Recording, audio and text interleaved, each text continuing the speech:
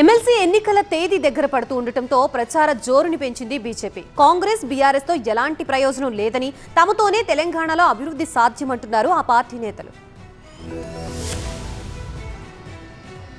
ఉమ్మడి ఆదిలాబాద్ జిల్లాలో పర్యటించిన కేంద్ర మంత్రి కిషన్ రెడ్డి కాంగ్రెస్ తీరుపై విమర్శలు గుప్పించారు. కాంగ్రెస్ పార్టీని ఎవరూ నమ్మడం లేదని, ఏ ఎన్నికలు జరిగినా కాంగ్రెస్ పార్టీకి వచ్చేది గాడిద గుడ్డేనన్నారు.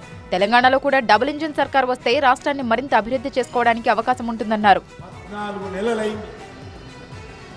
బీఆర్ఎస్ పార్టీ గద్దె దించడం కోసం తెలంగాణ ప్రజలు 10 సంవత్సరాల అవకాశం ఇచ్చారు. కానీ ఈరోజు ఎన్నికలు పెడితే కాంగ్రెస్ పార్టీని తుక్కున తెలంగాణ ప్రజలు ఓడించేటువంటి పరిస్థితి ఈరోజు తెలంగాణలో ఉంది. వరంగల్లో పర్యటించిన కేంద్ర మంత్రి బండి సంజయ్ కాంగ్రెస్ పాలన కారణంగా ప్రజలు తీవ్రంగా నష్టపోతున్నారని మండిపడ్డారు. ఎమ్మెల్సీ ఎన్నికల్లో బీఆర్ఎస్ కు అభ్యర్థులు దొరకక పోటీ నుంచి తప్పుకుందన్నారు. నీళ్లివ్వకుండా పంటలు వేయొద్దని ఇబ్బంది పెడుతున్న కాంగ్రెస్ సర్కారుకు బుద్ధి చెప్పాల్సిన సమయం వచ్చిందన్నారు.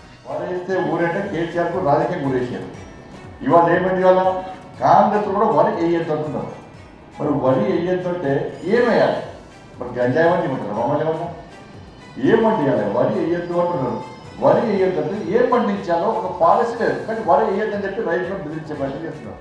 రాష్ట్రానికి బీసీ సీఎం కావాలని ప్రజలు కోరుకుంటున్నారని అన్నారు BJP MP Etela Rajender. MLC ఎన్నికల ప్రచారంలో భాగంగా సంగారెడ్డిలో ఆయన ప్రచారం చేపట్టారు. రేవంత్ ప్రభుత్వం ప్రజలను మోసం చేసిందన్నారు. కొందరు ఓటమి భయంతో సోషల్ మీడియాలో బీజేపీ అభ్యర్థులపై దుష్ప్రచారం చేస్తున్నారని మండిపడ్డారు.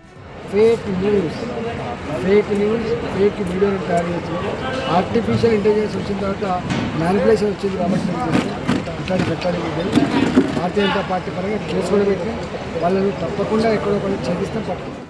రాష్ట్రంలో జరుగుతున్న 3 ఎమ్మెల్సీ స్థానాల ఎన్నికల్లో విజయం సాధించి రాజకీయంగా మరింత పట్టు పెంచుకోవాలని బీజేపీ భావిస్తోంది. ఆ దిశగా గెలుపు కోసం బీజేపీ నేతలు అలు పెరగకుండా ప్రచారం నిర్వహించారు.